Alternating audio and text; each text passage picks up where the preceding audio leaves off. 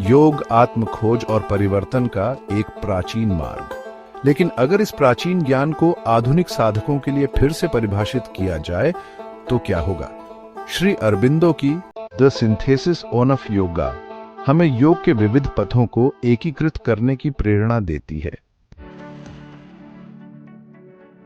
श्री अरबिंदो भारत के महानतम दार्शनिकों और दूरदर्शी व्यक्तित्वों में से एक ने योग को एक नई दृष्टि दी।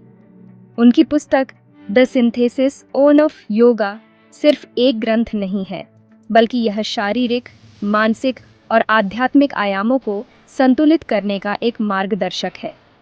आइए इसे विस्तार से समझते हैं।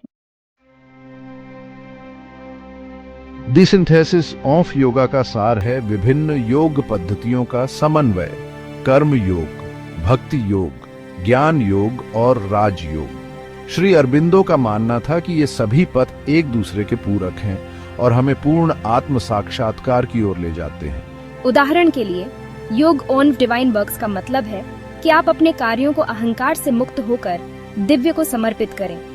यह काम छोड़ने की बात नहीं करता, बल्कि यह कहता है कि आप अपनी सोच और भावना को शुद्ध करें। श्री अरबिंदो का मानना था कि जीवन का हर पहलू योग हो सकता है।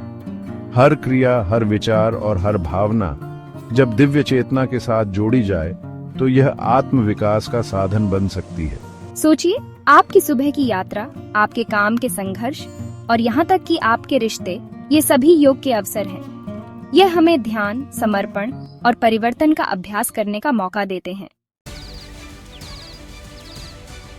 द सिंथेसिस ऑफ योगा में श्री अरबिंदो ने 3 मुख्य पथों पर जोर दिया: योग ऑफ डिवाइन वर्क्स, कर्म योग, योग ऑफ नॉलेज, ज्ञान योग, और योग ऑफ डिवाइन लव, भक्ति योग। ये पथ हमारी क्रिया, विचार और भावना के विभिन्न आयामों का प्रतिनिधित्व करते हैं, जो सामूहिक रूप से आध्यात्मिक विकास की ओर ले जाते हैं।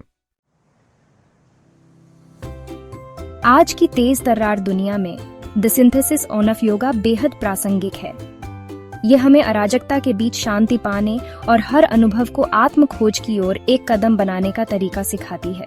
इस समन्वित दर्शन को अपनाकर न केवल हम स्वयं को बदल सकते हैं, बल्कि एक अधिक सामंजस्यपूर्ण समाज में योगदान दे सकते हैं। चाहे आप योग में नए हों या एक अनुभवी साधक, श्री अरबिंदो की शिक्षाएं हमें याद दिलाती हैं कि योग केवल आसन नहीं है, ये एक जीवन पद्धति है। अगर ये आपकी सोच को छूता है तो लाइक करें, साझा करें और हमारे चैनल को सब्सक्राइब करें। हमारे साथ इस यात्रा में शामिल होने के लिए धन्यवाद। याद रखें, आत्म साक्षात्कार का मार्ग आपके भीतर से शुरू होता है।